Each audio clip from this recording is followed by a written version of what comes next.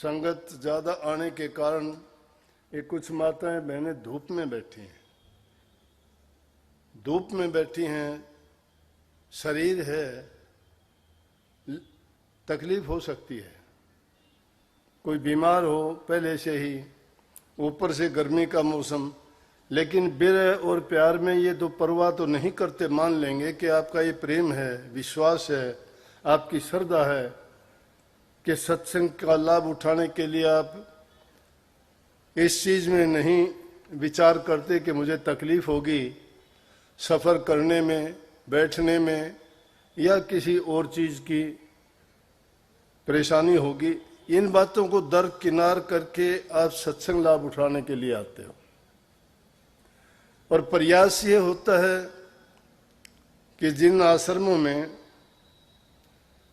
सत्संग करते हैं तो जो आदमी दूसरी जगह सत्संग लाभ उठाने के लिए नहीं पहुंच सकते, तो उनका मन भी ये करता है कि हम भी आमने सामने बैठ के दर्शन करें, सत्संग सुने। एक बहुत बुजुर्ग आदमी 90 साल का था, आके कहने लगा दर्शन मेरे को पास से करवा दो, मैं तो इस बात के लिए आया हूं।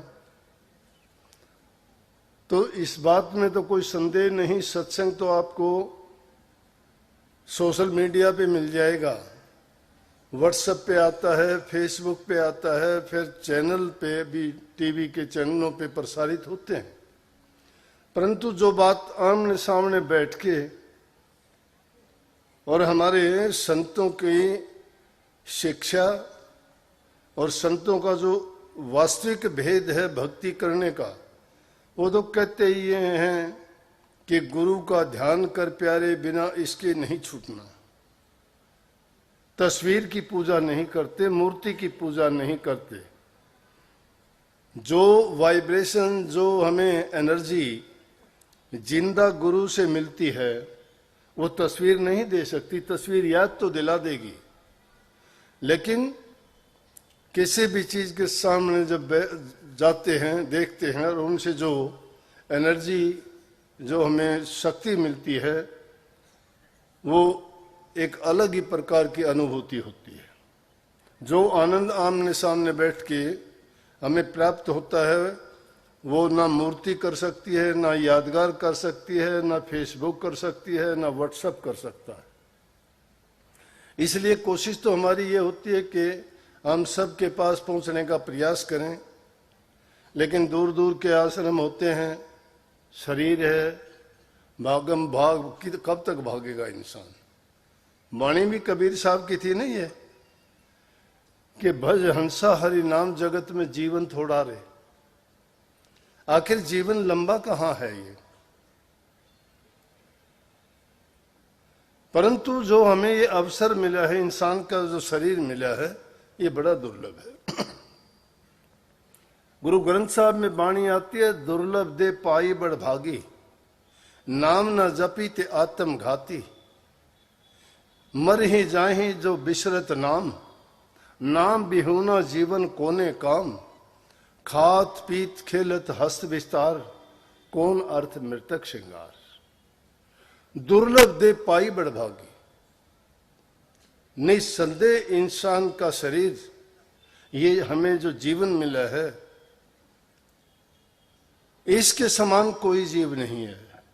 इस सृष्टि में रचनाकार ने 4 खान में 84 लाख प्रकार की योनियां बनाई, जिनमें देवी देवता, किन्नर, गंधर्व, भूत, पिशाच, बांदर, भालू, वो भी आगे, वो भी इंसान योनि में गिनते हैं, जो 4 लाख प्रकार के आते हैं। परंतु इंसान के तुल्य कोई भी जीव नहीं है। जिस भी योनि में जाते हैं, उन योनियों में उनको कोई भी ये भेद नहीं बता सकता कि जन्म मरण का रोग क्यों लगा है, हमने कितने जन्म ले लिए, आगे हमारा क्या होगा, इस जीव की हालत क्या है। परंतु इंसान के रूप में जब हम जन्म लेते हैं, इसी रूप में संत भी प्रकट होके, क्योंकि सत्य पुरुष के हुक्म से जब रूहों ने उनसे शिकायत की कि हम इस काल और माया के देश में धकेल दिया हमें, हम आपके चरणों में रहते थे, हमें शांति थी, कोई चिंता नहीं थी, हमें जन्म मरण का दुख नहीं था, हमें कोई कर्म मंदा चंगा नहीं करते थे, हमें कोई किसी प्रकार की सजा यातना नहीं मिलती थी, न हमें किसी सुख की तलाश में इधर उधर भटकते थे। लेकिन इस काल और माया के देश के जंजाल में फंस के हम सब प्रकार से, हर प्रकार से, चाहे संसार के कितने भी पदार्थ इसको मिले, लेकिन ये दुखी है। दुखी क्यों है कि जो जंजाल इस माया ने और काल ने फैलाया है उससे नहीं निकल सकते। इसलिए कहा कि दुर्लभ दे पाई बढ़भागी, लेकिन इसमें बात लगा दी कि नाम न जपी ते आत्मघाती। वो जीव आत्मघाती हैं जो नाम को नहीं जपते। नाम संतों से मिला करता है, नाम के बिना मुक्ति नहीं है। नाम है क्या? मुक्ति की युक्ति है, और वो नाम इस जन्म मरण के बंधन से छुटकारा करने का तरीका है। और वो तरीका, वो संदेश इस संत ही लेके आते हैं। इसीलिए स्वामी जी महाराज ने बड़े सुंदर शब्दों में कहा कि संत सभी वा घर से आवे, नाम भेद दे जीव चितावे, जो चेते तिस ले पहुंचावे, नाम भेद जो ले माने कहना, उसको फिर सुख दुख नहीं सहना। नाम का भेद लेके सतगुरु का जब कहना मान के उसे के उपदेश के अनुसार कार्य करता है, उसको संसार में फिर सुख दुख नहीं सहना पड़ता। लेकिन जो जीव इंसान का शरीर मिल गया और उसके बाद भी वो खोटे मंदे कर्म करता है, पाप कर्म करता है, दूसरे जीवों को पीड़ा देता है, दुख देता है, मन से देता है, वचन से देता है, कर्म से देता है। तीन प्रकार से ये काम करता है। जबान से किसी को मंदा चंगा बोलते हो, किसी के लिए शरीर से अपने कर्मेंद्रियों के द्वारा किसी का अहित कर देते हो, और किसी को मन में किसी के प्रति दुर्भावना रखते हो, बुरे विचार रखते हो, उनके बारे में बुराइयां सोचते हो। ये तीन प्रकार से उनका अहित करते हो। इसलिए वो कर्म हमें भोगने पड़ते हैं, कर्म का कर्म फल बनता है, और इसी दुनिया में बार बार आने का कारण वही बनता है।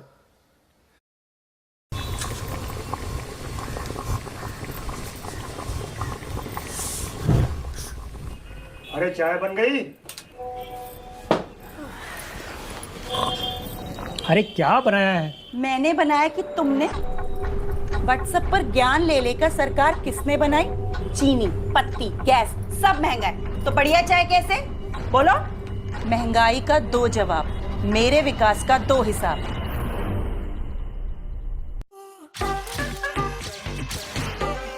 Show me what you got. I love what you're doing for me.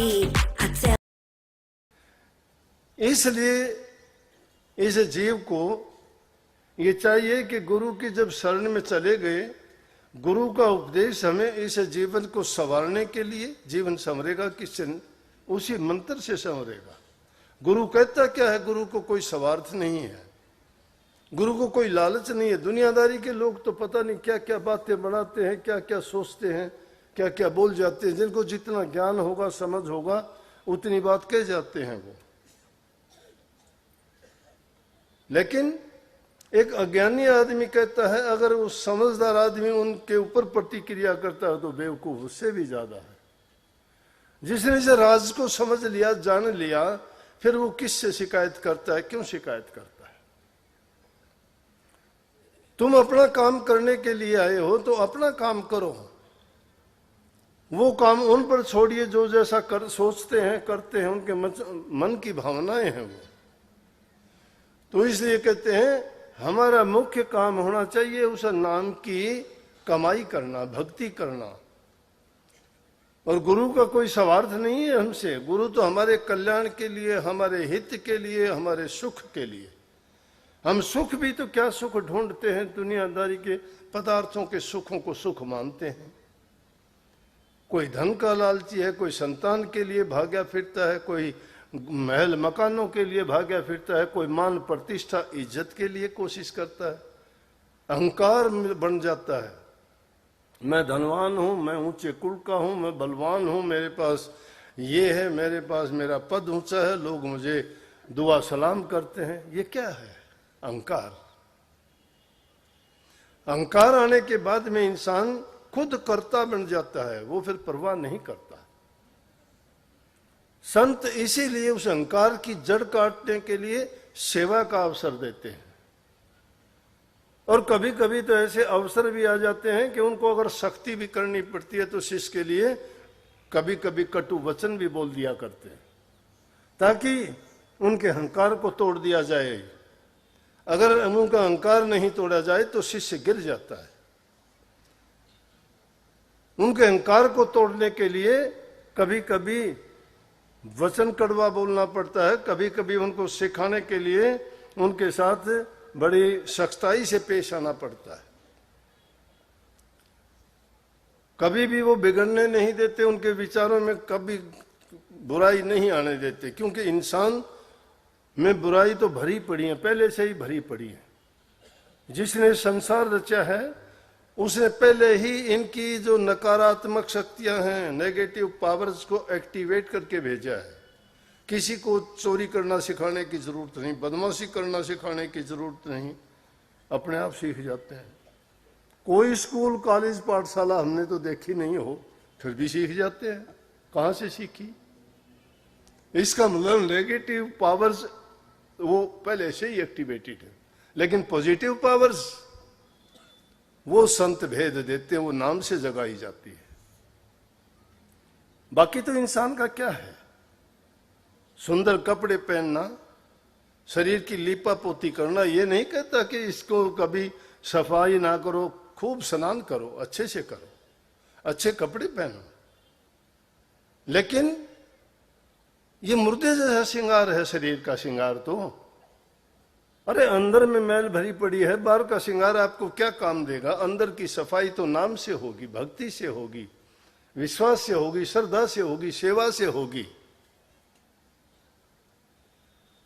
अगर आपके हृदय में सच्चाई है तो बाहर की आपको जरूरत ही नहीं है।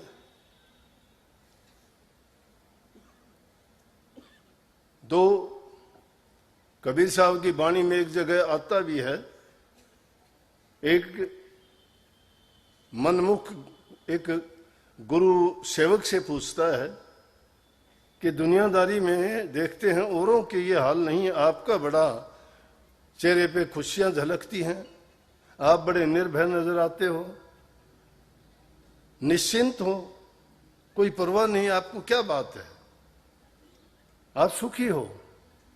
संत महात्माओं को देखते हैं कुछ नहीं, फटे हाल है, ना उनकी जायदाद है, ना कोई घर है, ना कोई उनको परिवार है, लेकिन मस्त है। क्यों है? किस चीज से मस्ती है? कहां से मस्ती? नाम में, संतोष में, हृदय में उनके प्रेम है, प्रभु भक्ति का ये गुण है। बल्कि उस वाणी में तो है, दूसरे रूप में कहा कि और सखी सब दुबड़ी तू भी रिहन क्यों लाल। वो कहता है अविनाशी की शेष पे मोजा भई है निहाल।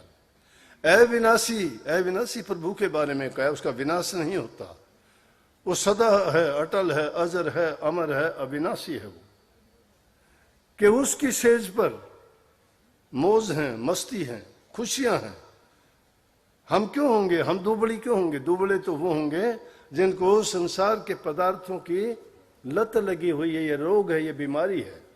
ये बीमारी भी कैसी बीमारी है और निकलती नहीं है। वो बुराइयां जब तक हम त्यागते नहीं है, खुशी के बारे में हम ज्ञान ही नहीं है, पता ही नहीं क्या खुशी है भक्ति की। मन नहीं टिकता है हमारा, जितनी शैतानियां करता मन करता है, यहां बैठे बैठे भी शैतानी कर देगा। सत्संग सुनने के लिए आए हो, लेकिन वहां कोई एक बच्चा भी घूमता दिख जाए, नजर वहां चली जाएगी, सत्संग से दूर हो जाओगे। क्योंकि मन नहीं है, मन टिका हुआ नहीं है। तुम्हारा मन उस सत्संग के लिए नहीं, वो पहले से ही विचलित है, टिका हुआ नहीं है। ये नाम की शक्ति है। अभी एक पत्रकार भाई आया था, वो कहने लगा, जी कहते हैं भजन 2-2.5 घंटे तक कैसे कर लेगा इंसान, कोई टिक जाएगा? मैं कहने लगा 24 घंटे भी टिक जाएगा, 24 घंटे भी, 1 सेकंड भी नहीं हिलता। ये मनमुखों की दुनिया नहीं, गुरुमुखों की है। भक्ति करने वाले गुरुमुख होते हैं, जिनकी वृत्ति हमेशा जब लग जाती है तो दुनियादारी के काम करते रहो, वृत्ति उनकी नहीं हटती। वृत्ति संसारियों की हटती है, उनको यहां बैठे बैठे भी यूं ढूंढते रहेंगे, क्या देखूं मैं, सत्संग से कोई सरोकार नहीं। क्योंकि मन नहीं टिका हुआ, उनको आनंद और रस नहीं आता सत्संग में। और जिसको आनंद और रस आता है, कईयों के तो आंसू टपकने शुरू हो जाते हैं, कई टकटकी लगा के देखते रहते हैं, कई अपने कानों को खोल के आश्चर्य अचरज करते हैं, और कई अपने आप को कोसते भी हैं कि देखो जो काम हमें करना चाहिए वो नहीं करते। उन बातों को अपने मन के, अपने विचारों और ख्यालात से तुलना करके सोचते हैं बैठे बैठे। इंसान का मन गिराता है, मन चोर है, मन ठग है, मन लुटेरा है, मन राजा है, मन बादशाह है, मन गुरु है, मन सेवक है, मन ही मीठा है, मन ही कड़वा है, मन ही शत्रु है, मन ही